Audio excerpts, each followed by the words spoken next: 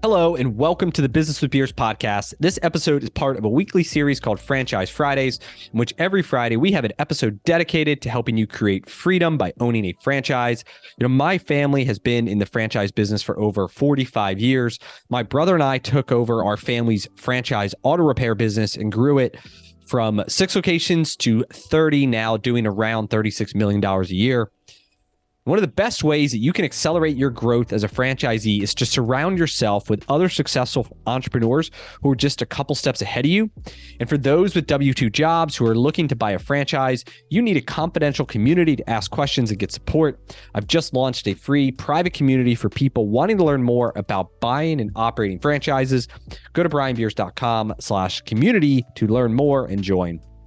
Today, I'm going to talk about the franchise disclosure document. This episode is kind of the intro to the FDD, as it's called. And as a disclosure, to start, I'm not an attorney, so none of what I say is legal advice.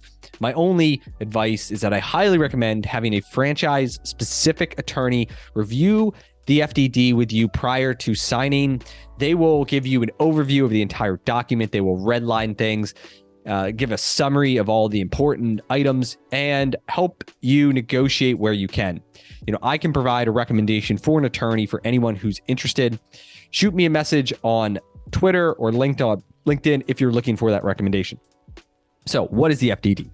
It is a 250 to 500 page document that tells you everything you need to know about buying into a franchise system. Now, every FDD must follow the same format. There are 23 specific chapters, and they call them items. And every single FDD must follow the same exact 23 items. This actually makes it really easy for you to read, because if every franchise had a different format, they could hide fees and penalties and all this stuff in all these different ways. And so by forcing them into this template, it makes it very easy to kind of browse through the document, start with the most important things, and you can kind of go back and read some of the other sections. And so that's what I'm going to talk about today. There's 23 items. I'm not going to list every single chapter, but kind of a broad overview here to start. And then I'm really kind of going to dive into the couple items that I really want to talk about that I think kind of have the most meat on the bone here. So there's 23 items, in which they talk about the history of the franchisor, any parent companies, any affiliate companies that are all interrelated. They're going to talk about the leadership of the team. In a new emerging brand, it might not have a track record yet, but what if the founders of the companies came from another franchise concept that they started and grew to a couple hundred units and sold it to private equity, and now this is their next thing, right? It's really good to know the history of the leadership team. They're going to talk about litigation, pending, active, closed. I'm going to talk about this one more in depth. Are there any bankruptcy issues? Very important. They're going to talk about all the fees. So what are the initial startup fees? What are the royalties? What's your estimated initial investment range? What's the whole thing going to cost you?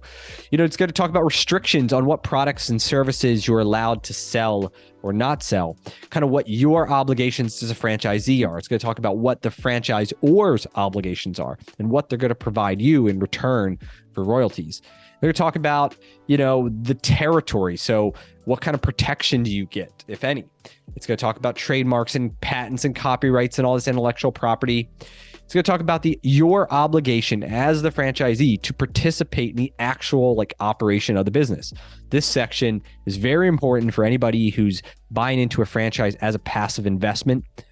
If it says, hey, you have to be involved, you have to go to training, you must spend 40 hours a week, not really going to be a good passive investment compared to another one that is, open to hiring the GM and only dedicating, a small amount of time to it.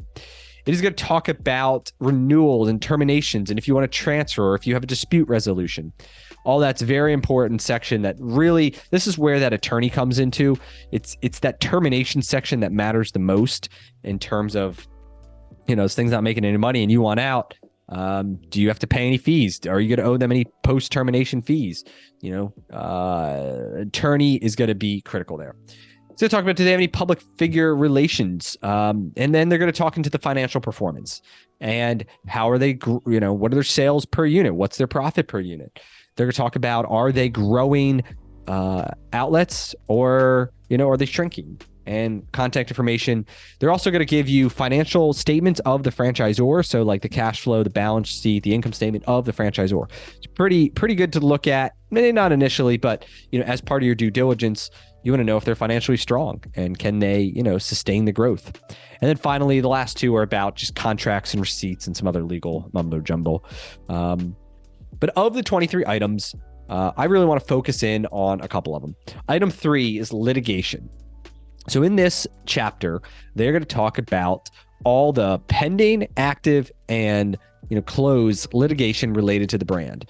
Now, some franchises are part of big holding companies. There's a company called Neighborly that has like 20 different brands under them. They have Molly Maid and they have a Mosquito Joe and they've got Mr. Electric and Mr. Handyman and all these different home service companies. And so because they're part of the parent company, Mr. Electric or whatever, could have litigation listed in there related to a sister Neighborly company that's totally unrelated to the thing you're buying into. So the first thing I would do is, if it's unrelated, it doesn't really bother me. There's other litigation that I think are good to see, right? You have a franchisee who has broken a non-compete and they are kind of stealing from the franchise business. They shut them down. I mean, as a franchisee, I want to see that. I want to see the brand protected. There's other ones where, a franchisee has committed a crime. Maybe they murdered somebody or they committed a massive fraud or whatever, and the franchise or is suing them in order to take the franchise back and to protect the reputation. But unfortunately, there are some franchisors that run a turn and burn franchise model. There's one in specifically that's a low-cost tax preparation franchise that has a model in which it's very low cost to get into it. In fact, the franchisor will a lot of times finance the purchase for the franchisee. So the franchisee's out of pocket only a couple $1,000s, but they're taking on a ton of debt to start it up. A lot of these people may not be as qualified as, they should, and the business fails and they close up. And now the franchisor then sues them to collect the money they quote loaned them. So this franchisor has listed 9 pending lawsuits suing franchisees and 70 listed in regards to litigation to collect royalty payments, past due debts, post-termination fees, and others. So, to me, when I join a franchise, it's a partnership. I'm looking for somebody who's going to partner with me. I'm going to help them grow. They're going to help me grow. A sign like this is a huge red flag if there's a lot of litigation that, their business model appears to be, taking money from franchisees in what could be a predatory way. So anyway, that's what I would be concerned about. Item 6, it talks about other fees. It's a nondescript title that's going to talk to you about what the royalty is. Is it a percentage of sales? Is it a flat fixed rate?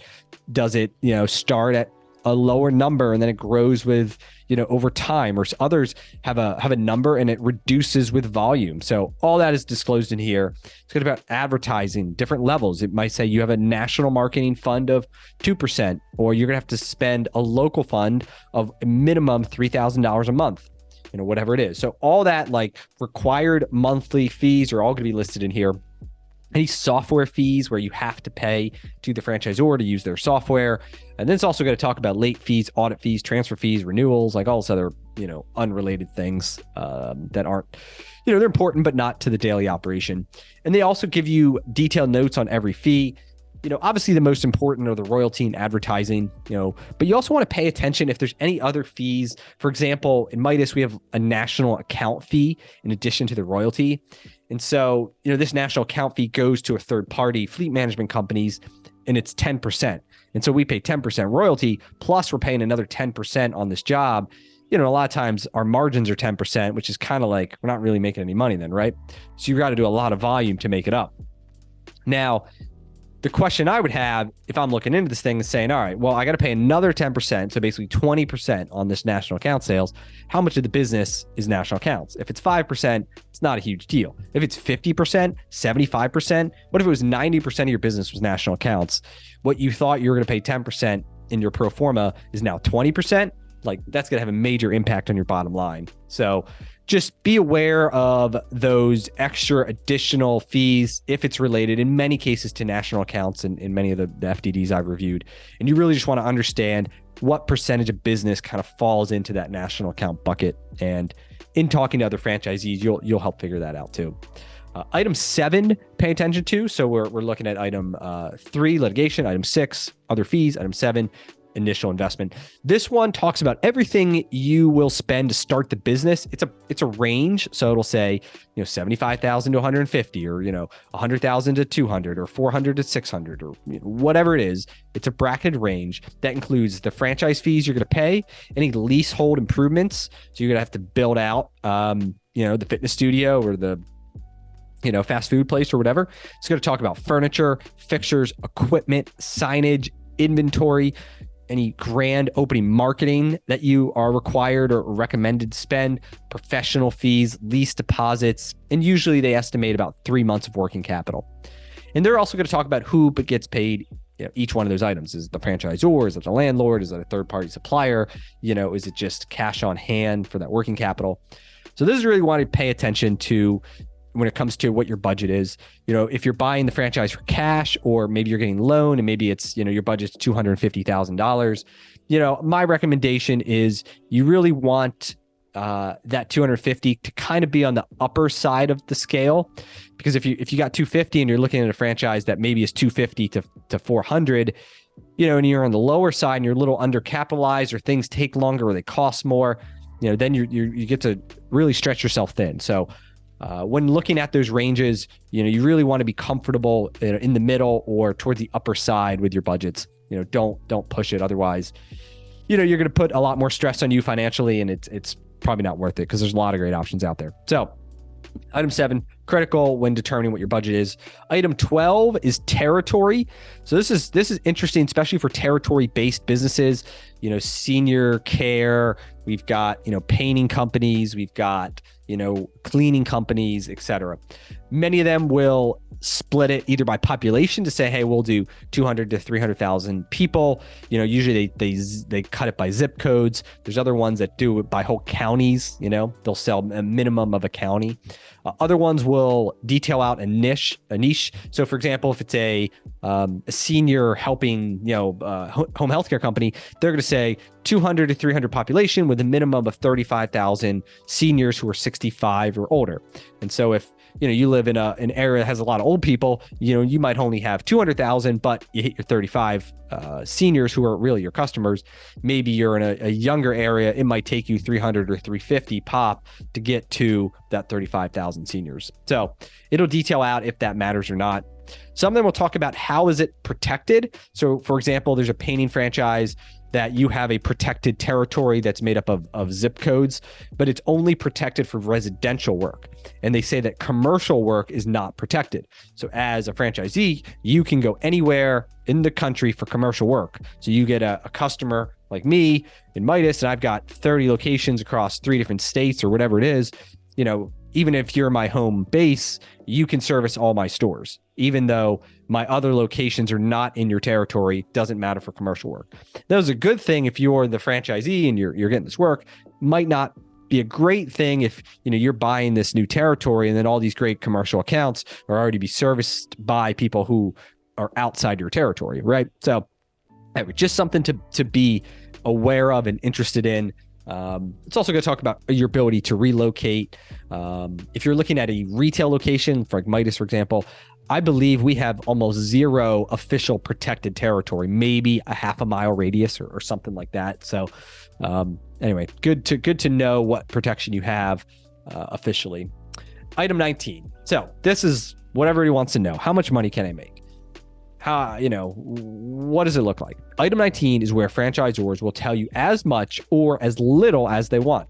Some literally tell you nothing. Actually, some say that we give 0 financial representation of the performance of the franchise. And if any corporate employees tell you anything, please report them to our in-house legal counsel. And then they give you their name and phone number. So they're very serious about it. Others provide you sales in different formats. They'll be like sales by quartile.